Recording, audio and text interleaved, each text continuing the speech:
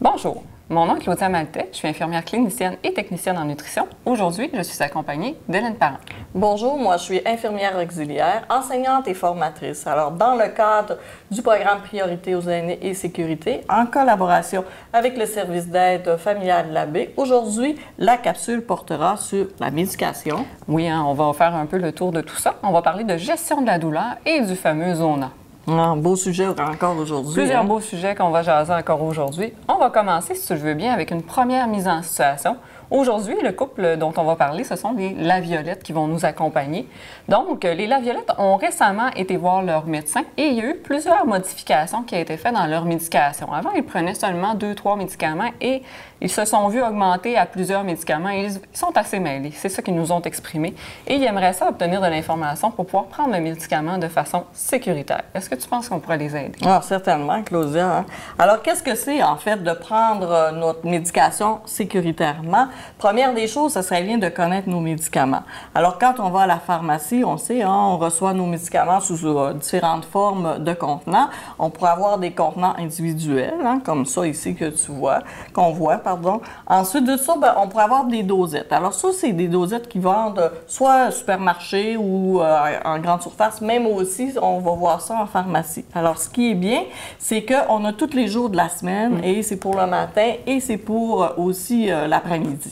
Autre chose aussi qu'on voit de plus en plus lorsqu'on va à la pharmacie chercher nos médicaments, ce sont, comme nous, on appelle ça des dispiles. Alors ça, encore là, on a de la médication pour le matin, midi, sur l'heure du souper et le soir. Pour chaque journée. Pour chaque journée aussi. Et de plus en plus, qu'est-ce qu'on voit, c'est que les pharmacies vont photographier en fait la pilule qu'on va avoir à prendre et ils vont la placer sur le devant du dispile. Fait comme ça, c'est plus facile de savoir qu'est-ce qu'on prend. Ça donne un visuel. Ça donne un visuel. Alors, la petite pilule rose, on sait que le médecin nous a dit peut-être que c'était pour telle problématique. Alors ça, c'est bien de le faire. Ah, d'accord. Mais c'est bien. Oui. Ensuite, je pense que ce qu'on peut faire aussi pour bien prendre notre médication à la maison de façon sécuritaire, première des choses, ça va être de respecter la posologie. On va expliquer qu'est-ce que c'est que ce grand mot-là, la posologie, pour ceux qui ne savent pas à la maison. En fait, la posologie, c'est la façon dont le médecin a inscrit comment prendre votre médicament. Donc, quand on part avec notre prescription, c'est ça la posologie. Il inscrit comment on doit prendre notre médicament à la maison. Donc, le pharmacien va nous l'expliquer. Et c'est de s'assurer de bien comprendre comment on doit le prendre, ce médicament-là. Est-ce que je le prends une fois par jour, 2 fois par jour? Et combien de temps je vais devoir le prendre aussi, ce médicament-là? C'est important de le savoir. Des fois, on va prendre un médicament 3 jours, 1 semaine, ça peut être plusieurs mois ou toute la vie, en fait. Donc, c'est des informations que c'est important de savoir. Et c'est important aussi de la respecter, cette fameuse posologie-là. Tu vas être d'accord avec moi, j'imagine bien, pour éviter justement d'avoir des intoxications. Ça peut arriver qu'on s'intoxique avec des médicaments, même quand ils ne sont pas prescrits. Moi, je pense au Tylenol. Le fameux Tylenol, oui. Les gens ont tendance souvent à penser, parce que quand on peut prendre par soi-même sur les tablettes sans demander à personne un produit dans les pharmacies, on pense que c'est sans effet néfaste. Mais au contraire, si on en prend trop et qu'on ne suit pas la façon que c'est indiqué de comment le prendre, on pourrait s'intoxiquer. Notre foie n'est pas capable, si on veut, de tolérer de trop grandes quantités de certains produits. Même en vente libre, c'est marqué, je pense, au dos, la posologie, justement, comment on devrait les prendre. Exactement. Et si on n'est pas certain, on se réfère toujours avec notre pharmacien, c'est lui qui est le mieux placé. Et il faut comprendre aussi que cette fameuse posologie-là, en fait, c'est un peu comme une recette. Donc, notre médecin nous a indiqué comment on devait le prendre et c'est pour avoir les bienfaits escomptés. On s'entend que quand on prend un médicament, c'est parce qu'on veut traiter quelque chose ou améliorer un autre aspect de notre santé. Donc, c'est pour ça que c'est important de le prendre comme il faut. Et on dit aussi, par exemple, si je sais pas, moi, on a un appel, on a quelqu'un qui nous demande, les Laviolettes nous disent qu'ils ont oublié de prendre leurs médicaments ce matin. Oui, qu'est-ce qu'on fait? Qu'est-ce qu'on fait? Très bonne question, Puis c'est important d'avoir le réflexe et de le développer. On téléphone à la pharmacie. On demande à notre pharmacien, c'est lui qui est le mieux placé pour pouvoir nous répondre à cette question-là. Est-ce que je dois le prendre immédiatement? Est-ce que je reporte au lendemain ou est-ce que je peux le prendre plus tard dans la journée? C'est lui qui va nous le dire et c'est vraiment propre à chaque personne, dépendamment de c'est quoi les autres médicaments qu'on prend aussi. Oui, c'est ça. Peut-être avec ça peut faire une mauvaise interaction ensemble. Exactement. Donc, on se fie toujours à lui. C'est notre ressource. On dit aussi un point important, tu vas être d'accord avec moi aussi, encore une fois, je pense, c'est au moins une fois par année. Vous savez, on a tous une armoire à pharmacie à la maison qui contient les médicaments qui sont prescrits, les médicaments en vente libre, toutes nos pots de crème, une fois par année. C'est pas beaucoup, de faire le ménage. Oui, important. Important. Ce qu'on nous dit, c'est de vérifier premièrement la date d'expiration. Il y a toujours une date d'expiration sur le pot. Et aussi de regarder un peu l'odeur. Est-ce que l'odeur du produit a changé? Est-ce que la couleur, elle a changé? On a une idée, là, quand on l'a acheté au début, on l'a vu, quoi, il y avait l'air notre produit. Ouais. Si on voit que ça a changé, il faut que ça allume un petit signal d'alarme. Quand on n'est pas certain, on les rapporte à la pharmacie. Eux vont pouvoir nous aider avec ça, vont nous dire, regarde, ça c'est sûr, prends-le pas, ou il est encore bon. Mais qu'est-ce que je fais avec ça si c'est expiré? Je vais aller le mettre dans la poubelle, je vais envoyer ça dans la toilette. Qu'est-ce que je fais, Claudia? On ne veut pas envoyer ça à nos petits poissons. Non, donc c'est une bonne question, Hélène. Donc, quand on sait que nos médicaments sont expirés, on les met à part.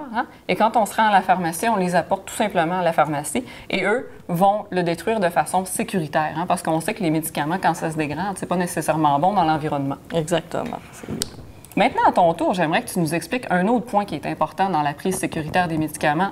Un autre grand mot, la compliance au traitement. Qu'est-ce que ça veut dire, ça? En fait, la compliance, c'est de nous dire en la posologie de bien suivre toutes les instructions que notre médecin nous a dit ou notre pharmacien. C'est vrai que c'est important. Mais autre chose aussi qui va être importante, c'est, on en parle depuis le début, les saines habitudes de vie, la saine alimentation, demeurer actif, et ensuite de ça, d'avoir une bonne hygiène de sommeil et une bonne gestion du stress. Alors, qu'est-ce que ça veut dire en gros? C'est que oui, le pharmacien m'a dit quoi faire. Moi aussi, j'ai des devoirs à faire. Bien sûr, ça fait que là, il faut que moi, je change peut-être des habitudes qui vont faire que ça va améliorer ma santé. Donc, j'écoute les conseils de mon pharmacien, je prends mon médicament de façon régulière et je change des petites choses dans ma vie. Exactement, c'est ça. Parfait, ça. Ensuite de ça, bien sûr que quand on parle de médicaments, ça vient toujours avec un peu le côté néfaste des effets secondaires. Oui. Qu'est-ce que c'est qu'un effet secondaire, en fait? On prend toujours un médicament pour une raison X. On veut traiter une situation qui se produit dans notre vie. Et les effets secondaires, c'est le contraire. En fait, ce sont des effets qu'on va ressentir, mais qui ne sont pas voulus. Donc, on ne s'attendait pas à ça nécessairement. Heureusement, aujourd'hui, avec les études, on est capable de répertorier les principaux effets secondaires. Donc, souvent, notre pharmacien va nous les dire quand on se présente à la pharmacie ou va nous remettre une feuille sur laquelle on va voir les principaux. Ce qui est important de comprendre, Hélène, on va se le dire tout de suite, il n'y a personne qui va réagir de la même façon à un médicament. On s'entend, on est tous faits différents. Exactement. Moi, je peux prendre un médicament pour avoir, je sais pas, des étourdissements. On pourrait prendre le même toutes les deux. Toi, tu aurais un étourdissement et moi, peut-être que j'aurais mal à la tête. Exactement. Ou peut-être que j'aurais rien du tout aussi. C'est ça qu'il faut comprendre, c'est que des fois, les effets secondaires, on les a pas nécessairement. Des fois, oui. Par contre, on va les avoir. Oui, ça peut arriver. Et quand c'est vraiment trop incommodant, c'est important d'en parler avec notre professionnel de la santé, donc notre pharmacien en premier abord, avant de cesser le médicament, et notre médecin, bien entendu, aussi. Parce que quand on prend un médicament, c'est pour traiter un problème de santé, donc il faut le traiter quand même, mais il ne faut pas trop être incommodé par ça non plus. Mais Claudia, là, si toutefois j'ai perdu la feuille, là, justement, que le pharmacien m'a remis au niveau des effets secondaires, mais je peux aller voir sur Internet. On a tout sur Internet maintenant. Effectivement, c'est vrai, mais il faut faire attention à ça. On a tout là sur Internet. Maintenant, c'est intéressant, les pharmacies, les différentes bannières ont leur propre site où est-ce que souvent on peut aller voir les médicaments par classe, voir c'est quoi les gros effets secondaires qu'on peut voir les plus souvent. Mais la meilleure ressource, c'est toujours d'appeler à la pharmacie et de vérifier avec notre pharmacien parce que on prend d'autres choses aussi des fois. On prend des produits naturels, on va prendre des Tylenol, comme on l'a dit tout à l'heure, et peut-être d'autres médicaments qui peuvent entrer en interaction. Alors, notre pharmacien, lui, il a toute la liste de nos médicaments. Alors, c'est lui qui peut plus répondre à notre questionnement. Et oui, et aussi, un petit détail que je n'ai pas mentionné tout à l'heure, il y a les effets secondaires, mais il y a aussi les interactions. On l'a dit un petit peu, les fameuses interactions. Des fois, on va nous dire de ne pas prendre d'alcool en même temps que certains médicaments. Pourquoi? Parce que ça peut augmenter l'effet, justement, exemple, d'étourdissement qu'on peut avoir, de maux de tête, de s'endormir, la somnolence, qui est un effet secondaire fréquent. Oui. Et des fois, c'est des aliments. On va nous dire de le prendre en mangeant ou d'éviter les agrumes ou les produits laitiers. Ça peut arriver aussi. Donc, toujours d'en parler avec notre pharmacien, c'est lui la meilleure ressource pour nous aider. Oui, puis c'est pas gênant, ils sont là pour ça, pour nous aider. Puis même si on s'en rappelle pas qu'ils nous l'ont déjà dit, on ne gêne pas. Exactement. Alors, Claudia, maintenant, je vais te parler de Mme Laviolette. Imagine que Mme Laviolette, depuis quelques années, elle se plaint de douleurs articulaires. Mais, malheur, elle est tombée récemment et s'est fracturée la hanche droite. Alors, cet événement, bien, c'est sûr, hein, lui apporte vraiment des grosses douleurs aiguës. Puis, elle se le demande, elle aimerait ça savoir, ce questionnement-là, si ces douleurs-là, au niveau de la hanche, qui l'incommodent vraiment, si ça va durer encore bien longtemps, comme ces douleurs qu'elle a au niveau de l'arthrite et de l'arthrose. C'est une très belle mise en situation, hein, Hélène. Je pense qu'on va commencer par la décortiquer un petit peu. Hein? Tout à l'heure, tu nous as parlé de douleurs aiguës qui étaient reliées à sa fracture au niveau de la hanche droite de Mme Laviolette. Et on a aussi vu qu'il y avait une douleur chronique un petit peu plus loin par rapport aux douleurs associées à l'arthrite et à l'arthrose. On va essayer de démêler tout ça, si tu veux bien. On va commencer par les douleurs aiguës. Les douleurs aiguës sont reliées souvent à, comme dans l'exemple, une fracture, hein? Ou encore à une chirurgie, ou encore, par exemple, à un examen médical qu'on peut avoir passé qui peut avoir causé une douleur. Donc, quand on parle de douleur aiguë, c'est une douleur qui arrive généralement subitement. Hein? Donc, tout d'un coup, on commence à avoir mal. Si je me fracture un membre, on s'entend que la douleur, elle est maintenant et ici. Hein? Donc, c'est une douleur qui est aiguë et qui est, si on veut, très intense. Ouais. On s'entend pour dire ça. Et généralement, cette douleur-là va durer quelques jours à quelques semaines. Normalement, si je me soigne bien et que je prends mes traitements comme il faut et du repos surtout, normalement, la douleur devrait disparaître avec le temps. Par contre, quand on parle d'une douleur qui est chronique, hein, c'est différent? C'est différent. Okay. Alors, on a vu tantôt dans le cas de notre étude de cas, Mme Laviolette, elle fait de l'arthrite et de l'arthrose. On peut parler de douleur chronique aussi dans le sens de fibromyalgie, de douleurs au niveau lombaire. Hein, ça en sont tous des exemples. Donc, ce sont des douleurs, en fait, qui sont continuelles, hein, et qu'on va dire qui sont récurrentes et intermittentes à la fois. Donc ça veut dire que ça se pourrait que j'ai moins mal, par exemple, le matin et plus mal en fin de journée, ou l'inverse. Hein? Le matin, c'est plus difficile et le soir, c'est plus dur. Ou encore, je pourrais être un certain temps que ça va bien et là, tout d'un coup, c'est plus difficile de vivre avec la douleur chronique. Hein? Ce sont des douleurs qui ne partent pas. Une fois qu'elles sont là, elles vont demeurer. Donc, on parle vraiment là, de plusieurs mois à plusieurs années qu'on va vivre avec cette douleur-là, malheureusement. Ah, mais ça varie. Ça peut varier dans le temps, mais elle va toujours demeurer là quand même, cette douleur. Ma grand-mère, elle a dit un petit fond de douleur. Un petit fond de douleur. C'est un peu ça. C'est un peu pour ça que Mme Laviolette, elle nous parle là, de cette douleur-là, parce qu'elle le sait que ça lui engendre quand même beaucoup de complications, beaucoup de douleurs, hein, puis ça la bloque dans ses activités de la vie quotidienne. Et elle a peur par rapport à sa fracture, justement, de la hanche, d'être incommodée d'un autre problème en plus de douleur qui va s'ajouter. Fait qu'on comprend qu'elle est un peu inquiète. C'est sûr, c'est certain. Est-ce que tu pourrais nous faire la différence? J'aimerais ça parce qu'il y a beaucoup de gens, là, on sait, on se fait questionner souvent là-dessus. L'arthrite, l'arthrose, c'est quoi la différence entre les deux? Y en a-tu une? Oui, il y en a une. En fait, on parle d'arthrite, puis il y a plusieurs sortes d'arthrite. On dit même une centaine. Celle la plus connue, alors, c'est l'arthrose. Mais on va commencer par l'arthrite. Alors, quand, là, dans notre jargon, à nous, médical, quand on dit « it », c'est parce que c'est une inflammation. Alors, de l'arthrite, c'est vraiment de l'inflammation au niveau des articulations. Alors, si je regarde justement, comme tu fais bien, Claudia, au niveau de mes doigts, hein, si je regarde aussi mes poignets, partout ce que j'ai une articulation. Hein. Alors, si je bouge mon bras comme ça, fait qu'ici, au niveau du coude, bien, j'ai une articulation aussi. Alors, c'est ça qui vient, qui s'inflamme, puis c'est très, très douloureux. Tandis que de l'arthrose, je vais t'expliquer quelque chose, tu vas peut-être me trouver bien drôle, mais je pense que ça va te faire bien comprendre, ainsi que les personnes qui nous écoutent présentement. Alors, de l'arthrose, moi, je compare ça souvent à un biscuit Oreo. Connais-tu les biscuits Oreo? Les petits biscuits noirs avec la crème blanche? Hein? Oui, c'est en plein ça. Alors, qu'est-ce que c'est en fait de l'arthrose? C'est que j'ai plus de crème dans mon biscuit. Alors, au niveau... j'ai de la crème dans mon articulation. Non, pas tout à fait, c'est du cartilage en fait. Mais c'est une comparaison justement pour que les gens comprennent bien. Alors, l'arthrose, qu'est-ce que c'est? C'est que où j'ai mon articulation, alors ici, si je parlais de mon coude, alors où il y a les deux os, alors ma crème, que je te disais tout à l'heure, alors on appelle ça du cartilage. Alors, plus ça va, plus ce cartilage-là diminue, hein, et même on vient qu'on s'aperçoit qu'on n'en a plus non plus. C'est que les os, en fait, se frottent ensemble, comme les deux biscuits qui se frottent ensemble parce qu'il n'y a plus de crème. Donc, alors, ça s'égrène, là. Ça s'égrène, puis c'est très, très, très douloureux. Alors, on dit que de l'arthrite, plus on va bouger, mieux on va être. C'est sûr, c'est pas le temps d'aller courir quand même le marathon. Mais l'arthrose, alors, il faut faire très attention parce que oui, on peut faire quand même rester actif, hein, c'est important, faire quelques exercices, mais d'y aller à notre rythme. Mais le cartilage ne reviendra pas, tout comme il ne reviendra jamais. Si je mange ma crème dans mon biscuit, elle ne reviendra pas non plus. Non plus, non plus, exactement. Ah ben, je te remercie de nous avoir éclairci là, ce bout-là. Je pense qu'il y a plusieurs gens qui se posaient la question. Oui, exactement. Et pour poursuivre, en fait, avec la gestion de la douleur, C'est une chose que nous autres, on est habitués de travailler avec, là, justement, dans notre jargon médical, les échelles d'évaluation de la douleur. Mais pour les gens à la maison, des fois, c'est un petit peu plus difficile. Et souvent, qu'est-ce qui arrive, c'est qu'on se présente à l'hôpital ou chez notre médecin, il va nous demander « T'as mal où? » T'as mal où? Elle comment ta douleur? Elle est à hein? combien? Exactement. Alors, quand on parle d'échelle de la douleur, hein, alors il y a deux façons de le faire. Hein, parce que comme tu viens de le dire, notre médecin souvent nous demande votre douleur, madame, là, si je vous dis 0, hein, ça va très bien. Et si je vous dis 10, c'est une douleur là, qui est insupportable. Hein.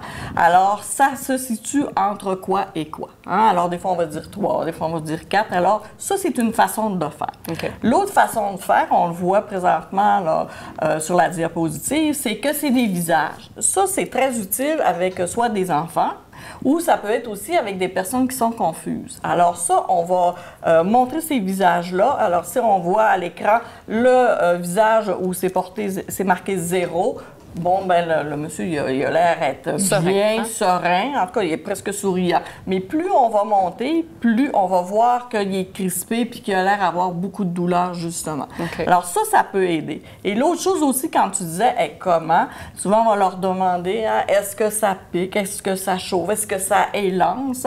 Alors ça aussi, c'est une façon de faire pour l'échelle de la douleur. Pour évaluer, dans le fond, le besoin de la personne qui est en avant de nous et pour être capable aussi de prescrire un traitement. Exactement. Puis si toutefois on avait déjà un traitement, alors si ça fonctionne moins bien, bien à ce moment-là, on va pouvoir faire un réajustement vraiment adéquat là, de sa médication. D'où l'importance que les gens comprennent bien justement à la maison comment ça fonctionne. Hein? Je pense que c'était bien qu'on l'explique pour que les gens comprennent un petit peu mieux pourquoi qu'on leur pose tout le temps cette question-là. Avez-vous mal à quelque part? Vous avez mal à combien? Hein? C'est ça. Puis de le marquer aussi sur un bout de papier parce que quelquefois, on ne va pas tout de suite chez le médecin. Hein? Alors peut-être mardi, bon, j'avais une douleur à 6 sur 10.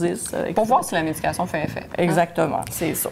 Et certainement que oui, il y aura la médication pour traiter et pour gérer la douleur, mais il y a sûrement d'autres trucs et astuces qu'on pourrait dire pour les gens à la maison qui puissent appliquer dans leur quotidien pour justement apprendre à mieux vivre avec ces douleurs chroniques-là, parce qu'on sait que c'est invalidant hein, et c'est pas évident dans la vie de tous les jours. Oui, exactement. Alors, qu'est-ce qu'on pourrait faire? Commencer, c'est adopter le principe d'une bonne hygiène de vie, nos saines habitudes de vie qu'on parle depuis le début. Hein? Et ensuite de ça, de bien gérer notre énergie. Hein? C'est pas parce que ce matin, j'ai pas de douleur que là, je décide que je fais mon grand ménage, que je vais aller faire mon épicerie, puis je vais aller faire une course en même temps. T'exagères peut-être un peu. Un peu, hein? Mais alors, c'est ça, c'est de bien gérer notre énergie.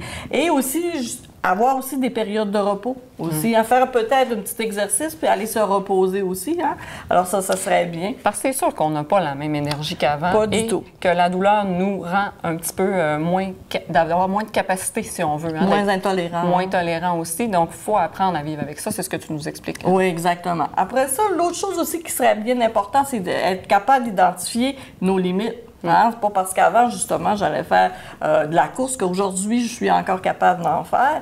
Et demeurer actif, bien ça, on le dira toujours, hein? Demeurer actif, c'est très important. Quand même qu'on a de la douleur, on y va avec notre rythme.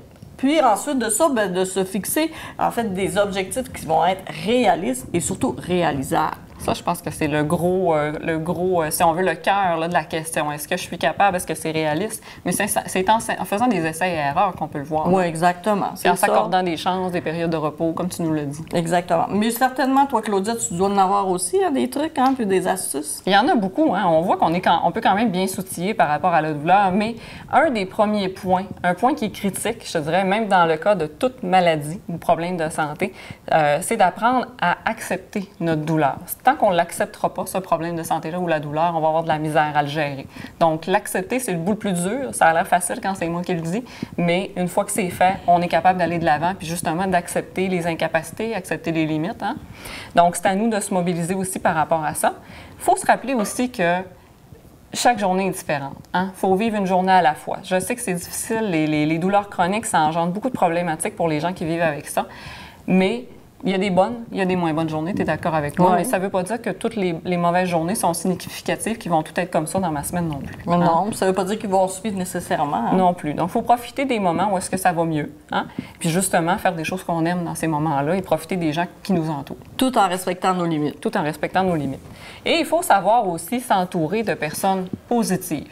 Est-ce que tu penses que ça fait du sens quand je dis ça? Alors, certainement, hein, c'est bon, comme on dit, pour le moral. Hein. Alors, quand on est avec des gens qui sont très positifs, ben, on pense moins à nos douleurs aussi. Hein. Oui, puis quand on gratte toujours le bobo aussi, c'est pas bon non plus. Donc, essayons de nous changer les idées. On l'a dit souvent, ça, hein? Se changer les idées pour justement avoir les idées plus positives, plus claires. Ça fait partie, là, justement, de ce qu'on peut faire. Et aussi, il ne faut pas oublier une chose. Les médicaments, oui, ça fait partie du traitement pour gérer nos douleurs et ils sont importants. C'est important de les prendre de façon régulière, hein, comme le médecin nous l'a prescrit. Mais c'est aussi important de se percevoir comme un outil de travail. Hein, notre corps, c'est un outil. Nous autres aussi, on a une partie du travail à faire et on doit s'impliquer avec l'équipe qui est avec nous. Donc, si on a un médecin, une infirmière, un travailleur social, un physio, une ergo, hein, on peut être entouré de plein de gens quand on a des douleurs chroniques. Mais s'ils nous donnent des petits exercices à faire, hein, bien, c'est important justement de les faire, ces exercices-là. Il n'y a personne qui va venir le faire pour nous. Donc, c'est à nous de s'impliquer dans notre traitement et d'être participatif. C'est ça. Même si quelquefois, au début, c'est quand même difficile, douloureux, mais peut-être qu'à force de le faire, ça va être moins pire. Il ne faut pas se fier juste sur les autres, hein? Non plus. Juste sur la médication. Il faut s'impliquer. Puis il ne faut pas comparer nos douleurs non plus. On ne peut pas, hein? Parce que la douleur, là, c'est très subjectif et d'une personne à l'autre, c'est très variable. Exactement. On poursuit, en fait, hein, nos mises en situation avec les Laviolette.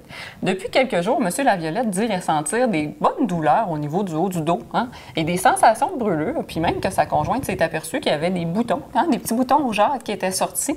Ils ont décidé d'aller consulter parce qu'ils étaient un petit peu inquiets de tout ça. Et ils ont bien fait d'aller consulter parce que finalement, surprise, M. Laviolette fait un zona. Oh mon Dieu, on entend de plus en plus parler du zona. Hein? De plus en plus, mais j'aimerais ça que tu nous expliques pour les gens à la maison, en fait, qu'est-ce que c'est que faire un zona? Okay. Alors, un zona, en fait, c'est la réactivation du virus de la varicelle. Alors, lorsque c'est une maladie infantile, et nous, dans le temps, on appelait ça la picote. Hein?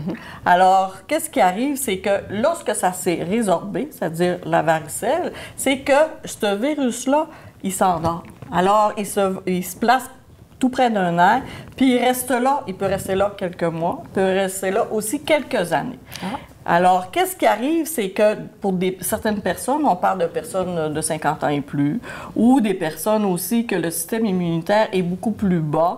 Alors, qu'est-ce qu'il fait? Il se réveille, le virus. Oh. Et au lieu d'avoir la varicelle, parce que tu sais que la varicelle, on peut l'avoir seulement qu'une fois, alors c'est le zona qui va sortir. Ah, okay. Alors, c'est ça qui va arriver. Excuse-moi. Alors, pour ça que M. Laviolette, des mangeaisons. Ensuite de ça, il y a de la grosse douleur. Même de ça, il pourrait y avoir aussi même des engourdissements et une sensation de brûlure. Alors souvent, c'est ça qu'on va avoir dans les 5 à 10 jours là, avant vraiment que ça se développe. Et ensuite de ça, des maux de tête aussi peuvent arriver. Et il y a des petites pustules, en fait, comme on voit un peu à l'écran, qui, comme tantôt, M. Laviolette, tu disais qu'il y avait... des petits boutons rougeâtres. Exactement. Alors, c'est ça, c'est des pustules et ils se tiennent pareil comme une grappe de raisin. Alors, oui, ils se tiennent en groupe, comme on voit justement à l'écran. Et ça, ces pustules-là, souvent, ben, ils vont accompagner d'écoulements. Et cet écoulement-là, ben, c'est ça là, qui va faire là, que ça peut être contagieux. Ah, OK. Bien, c'est intéressant hein, de savoir comment on peut bien reconnaître le zona. Mais j'imagine bien qu'il y a des façons de traiter ça, ou en tout cas de prévenir. Hein? Oui. Donc, premièrement, en titre de prévention, ce qu'on peut faire, c'est de se faire vacciner. Malheureusement, actuellement, la vaccination au Québec contre le zona, elle n'est pas couverte. Hein? Donc, il faut le payer par nous-mêmes. Cependant, il faut savoir que si on est vacciné, ça va réduire de beaucoup la possibilité qu'on développe un zona, mais ça va aussi prévenir les douleurs qui peuvent survenir après et ça va aussi diminuer les symptômes si jamais il y avait un zona qui se développait quand même malgré la vaccination, parce que ça peut arriver. Oui, puis ça peut revenir, le zona. Et ça peut revenir. Tantôt, tu nous as dit que la varicelle, c'était une fois. Mais le zona, non. Le zona peut revenir à plusieurs reprises. Mais si jamais on l'a, le fameux zona, hein, on va le traiter comment? On va le traiter avec des antihistaminiques pour aller stopper la démangeaison, un peu comme quand on fait une réaction allergique. On va prendre des analgésiques pour la douleur, hein, parce qu'il y a beaucoup de douleurs qui sont reliées au zona. Oui. Et on va prendre aussi des antiviraux. Tu nous l'as dit tout à l'heure, hein, c'est un virus qui est réactivé, donc on va aller stopper justement l'activation de ce virus-là. Mais ce qui est surtout important, hein, ça va être d'aller bien nettoyer la zone où est-ce que les petites grappes, là, comme tu disais, les petits boutons sont en éruption. Si on donne des soins à quelqu'un, on se met des gants hein, et on se lave les mains aussi beaucoup, très fréquemment pour ne pas attraper le zona parce que c'est contagieux tant qu'on a ces petites cloques-là, là, les pustules qui sont pleines de liquide. Donc, on nettoie bien la plaie et on fait un beau pansement sec pour justement prévenir qu'il y ait des écoulements qui aient touché d'autres personnes ou, mettons, je ne sais pas moi, des draps dans un lit, hein, par exemple. Mais tu sais, Claudia, là, il faut qu'on pense aussi là, que quand même que ça s'est tout asséché, s'il y a seulement qu'une puce qui a encore des écoulements, alors on est contagieux. L'important aussi à retenir hein, par rapport à tout ça, je pense qu'aujourd'hui, c'est que les gens comprennent d'aller consulter le plus tôt possible. C'est pour ça qu'on en a parlé, qu'on a parlé des symptômes. Aussitôt que vous avez un doute, consultez rapidement. C'est la clé du succès pour le traitement du zoonote. Exactement. Donc, en résumé, aujourd'hui, on a parlé de beaucoup de choses. Hein. On a vu la prise sécuritaire des médicaments. Oui, on a parlé aussi de la gestion de la douleur. Et on a fini avec le zoonote. Donc, j'espère qu'on a répondu à des questions si jamais vous en aviez à la maison sur ces sujets-là. Donc, on vous remercie beaucoup. À bientôt. À la prochaine.